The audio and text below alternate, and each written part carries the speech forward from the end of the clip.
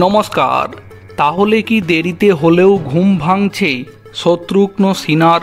সোনাক্ষীর বিয়ের পরে অনেকে মন্তব্য করে বলেছিলেন এটা সর্বধর্ম সমন্বয়, সব ধর্মকে ভালোবাসা, সাম্প্রদায়িক সম্প্রীতি।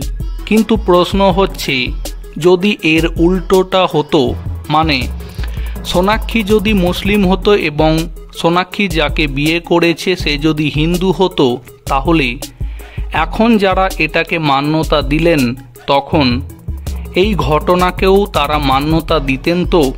বলিউডের অভিনেত্রী সোনাক্ষী সিনহা বর্তমানে জড়িয়েছেন একাধিক বিতর্কে, বিশেষ করে তার বিয়ের কারণে।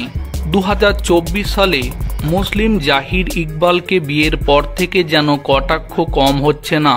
সোনাক্ষীর বিয়েতে মিসিং ছিলেন তার দুই দাদা লব এবং কুশ। শোনা যাচ্ছে জাহির এবং সোনাক্ষীর সম্পর্ক মেনে নিতে পারেননি বলেই শুভ দিনে সামিল হননি তার দুই দাদা লব ও কুশ।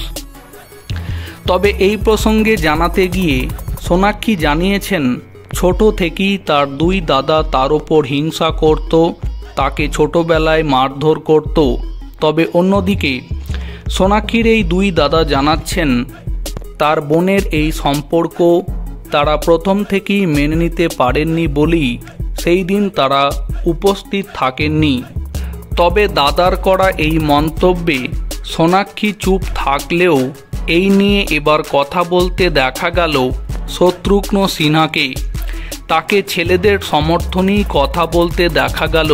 এই বিষয়ে বলতে গিয়ে শত্রুঘ্ন সিনহা বলছেন, আমি আসলে ওদের দোষ দিই না, ওদের প্রতিক্রিয়াটা আসলে সংস্কৃতিগত মত পার্থক্যের কারণে।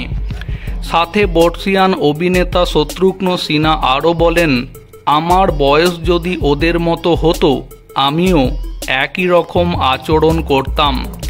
আমার বয়স এবং অভিজ্ঞতার কারণে আসলে আমার আচরণ ভিন্ন।